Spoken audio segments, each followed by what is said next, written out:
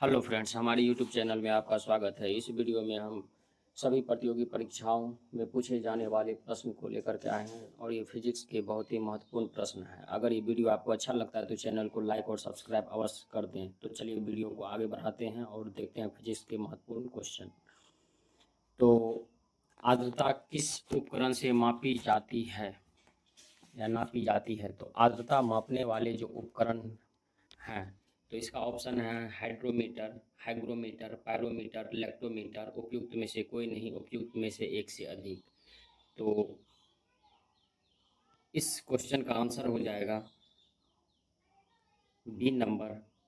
Hygrometer से जो है आर्द्रता मापी जाती है और ये बीपीएससी 64वीं बीपीएससी 2018 में जो है पूछा गया है। चलिए आगे बढ़ते हैं कि सोनार तकनीकी में उपयोग होता है। तो सोनार तकनीकी में किसका उपयोग होता है? एक्सरे का, इंफ्रारेड तरंग का, माइक्रोवेव का। उपयुक्त में से कोई नहीं।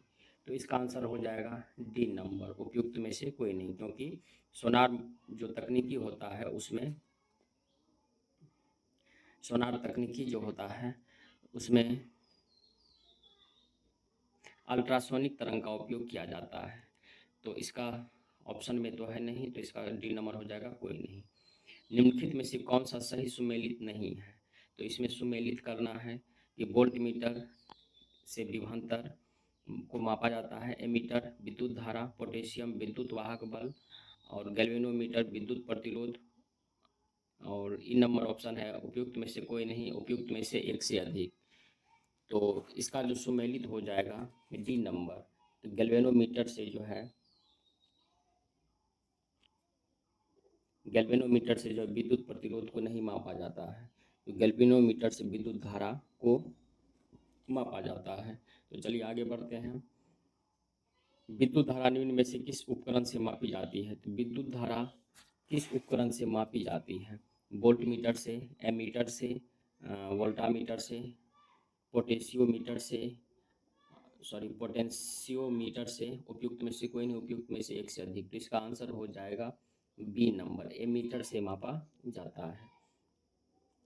नेक्स्ट नंबर का क्वेश्चन है कि अति सूक्ष्म वस्तु को देखने के लिए प्रयोग में किए जाने वाले प्रकाशिक उपकरण क्या है?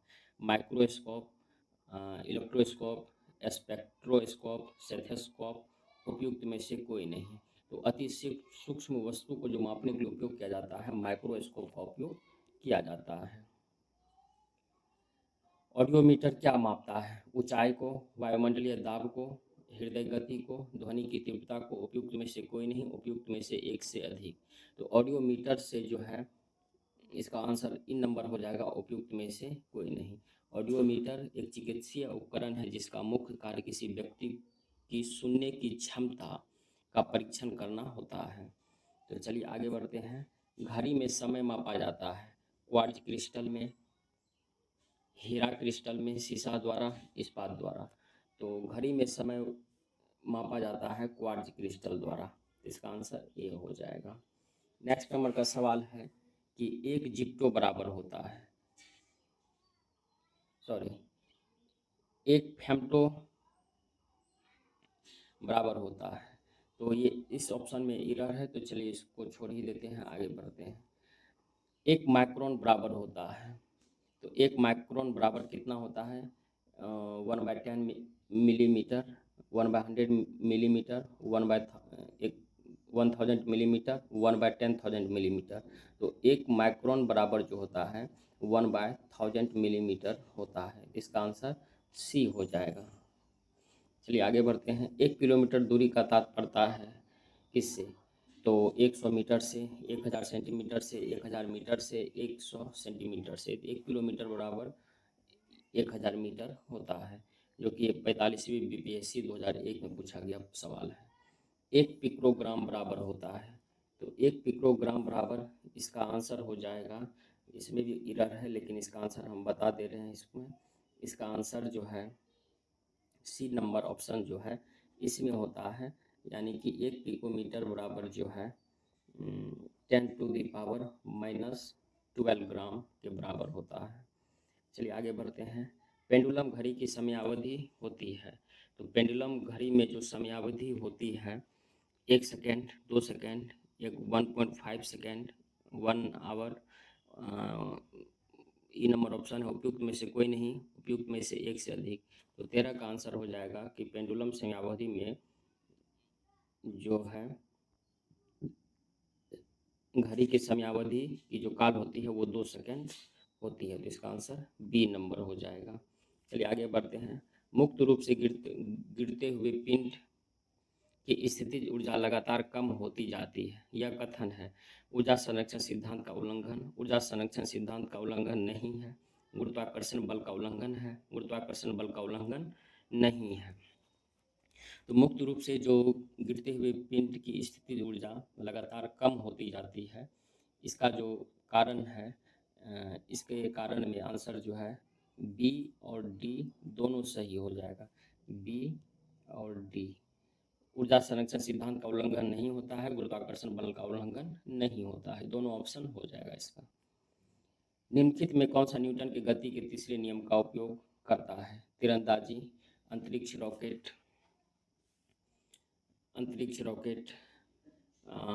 वेंचुरी मीटर, उपयुक्त में से एक से अधिक। तो इसका आंसर हो जाएगा डी नंबर, उपयुक्त में से एक से अधिक हो जाएगा। नेक्स्ट नंबर का सवाल है कि गति को सर्वप्रथम किसने परिभाषित किया था? तो गति को सर्वप्रथम किसने परिभाषित किया था? तो ए नंबर में ऑप्शन में है कि गैलीलियो, न्यूटन, केपलर, टॉलमी। उपयुक्त में से कोई नहीं, उपयुक्त में से एक। तो गति को सर्वप्रथम जो परिभाषित किया था गैलीलियो ने परिभाषित किया था, तो इसका ऑप्शन ए हो जाएगा, गैलीलियो। न्यूटन की गति के दूसरे नियम के अनुसार किसी वस्तु का त्वरण सीधे अनुपातिक होता है वस्तु के द्रव्यमान का, वस्तु पर लगने वाले बल का, वस्तु का द्रव्यमान। उपयुक्त में से एक से अधिक या उपयुक्त में से कोई नहीं।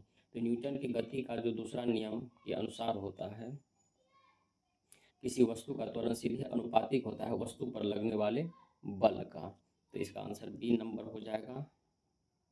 नेक्स्ट नंबर का सवाल है कि वॉशिंग मशीन कार्यकारी सिद्धांत क्या है? तो विपरीत परासरण, प्रसार, अपकेंद्रण, अपोहन। उपयुक्त में से कोई नहीं या उपयुक्त में से एक से अधिक। तो इसका आंसर हो जाएगा सी, अपकेंद्रण। नेक्स्ट नंबर का सवाल है कि किसी वस्तु को स्थिर वेग पर लगाए रखने के लिए आवश्यक बल है। तो किसी वस्तु पर लगाए गए बल के लिए जो आवश्यक बल है, शुद्ध बल, घर्षण बल, गुरुत्वाकर्षण बल। उपयुक्त में से एक से अधिक या उपयुक्त में से कोई नहीं। तो इसका आंसर हो जाएगा शून्य बल। तो शून्य बल इसका आंसर हो जाएगा ए नंबर ऑप्शन। नेक्स्ट नंबर का सवाल है कि बॉल बेयरिंग का उपयोग स्थैतिक घर्षण को निम्नलिखित में से किस में परिवर्तन करने के लिए किया जाता है? रोलिंग घर्षण में, कर्षण में, शार्पी घर्षण में। उपयुक्त में से एक से अधिक, उपयुक्त में से कोई नहीं। तो इसका आंसर हो जाएगा ए नंबर, रोलिंग घर्षण में उपयोग होता है। नेक्स्ट नंबर का सवाल है कि फुटबॉल के खेल में एक गोलकीपर फुटबॉल को गोल में पकड़ने के बाद अपने हाथों को पीछे की ओर खींचता है। यह गोलकीपर को किस प्रकार सक्षम बनाता है? इसका ऑप्शन है संवेग परिवर्तन की दर को कम करने में, फुटबॉल पर अधिक बल लगाने में, फुटबॉल द्वारा हाथों पर लगाए गए बल को बढ़ाने में। उपयुक्त में से एक से अधिक या उपयुक्त में से कोई नहीं। तो इसका आंसर हो जाएगा ए नंबर, संवेग परिवर्तन की दर को कम करने के लिए। नेक्स्ट नंबर का सवाल है कि केंद्राभिमुखी बल किसके द्वारा जिम्मेदार है? अंतरिक्ष में वस्तु की स्वतंत्र गति, वस्तु को वृत्ताकार पथ पर गतिमान रखना, वस्तु को सीधा रेखा के साथ उड़ाना। उपयुक्त में से एक से अधिक या उपयुक्त में से कोई नहीं। तो इसका आंसर हो जाएगा वस्तु को वृत्ताकार पथ पर गतिमान करना, यानी कि बी नंबर इसका ऑप्शन हो जाएगा। तो आज के वीडियो में कुल महत्वपूर्ण 21 सवाल हैं, तो जो कि विभिन्न प्रतियोगी परीक्षाओं के लिए बहुत ही महत्वपूर्ण है। अगर ये वीडियो आपको अच्छा लगता है तो चैनल को लाइक और सब्सक्राइब अवश्य कर लें, ताकि इसी प्रकार के वीडियो का नोटिफिकेशन आपको मिलता रहे। जय हिंद।